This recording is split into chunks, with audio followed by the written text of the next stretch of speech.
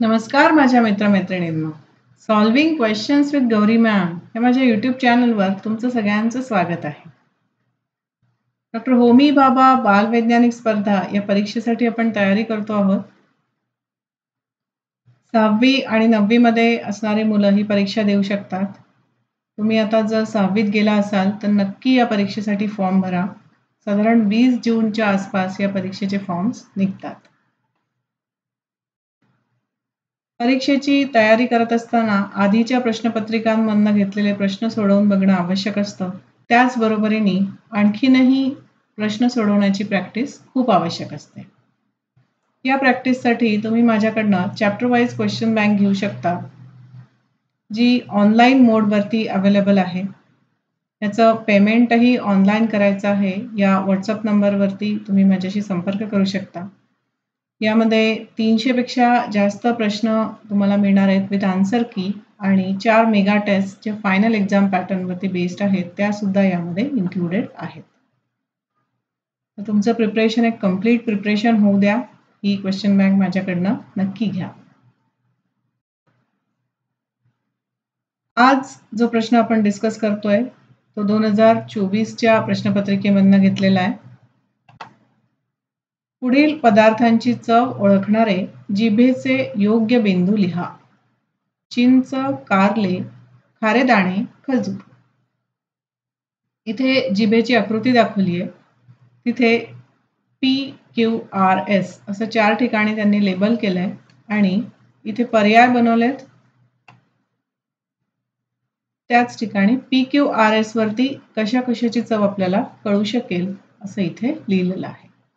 म्हणजे पर्याय ए जो आहे तो सांगतोय की पीच्या ठिकाणी चिंचेची चव कळेल, क्यूच्या ठिकाणी कारल्याची, आरच्या ठिकाणी खारे दाण्याची आणि एसच्या ठिकाणी खजुराची. तर असे PQRS हे बिंदू म्हणा किंवा जे जागा आहेत आपल्या जिभेवरच्या त्या तिथे दाखवल्यात आणि त्याप्रमाणे त्यांनी हे 4 प्रकारच्या वेगवेगळ्या चवी असलेले पदार्थ इथे दिलेले आहेत. आपली जीभ बघता आपल्या जिभेला वेगवेगळ्या ठिकाणी वेगवेगळ्या चवी समजतात. जिभेच्या टोकाला आपल्याला गोड चव कळते, थोड्या बाजूला खारट चव कळते.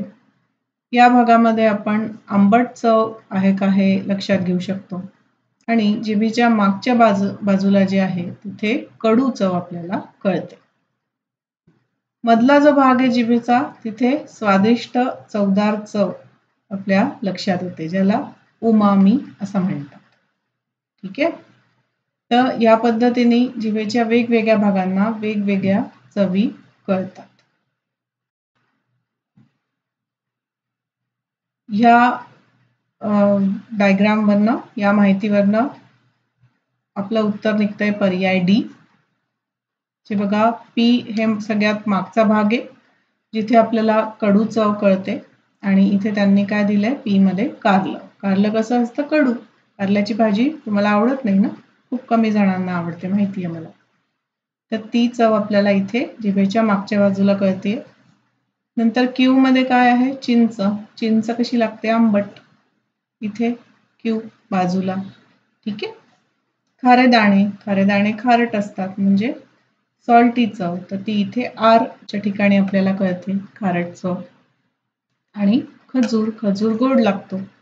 तर समोरच्या भागामध्ये एस या ठिकाणी खजुराची चव आपल्याला कळते. तर या पद्धतीने उत्तर या प्रश्नाचं होईल पर्याय डी.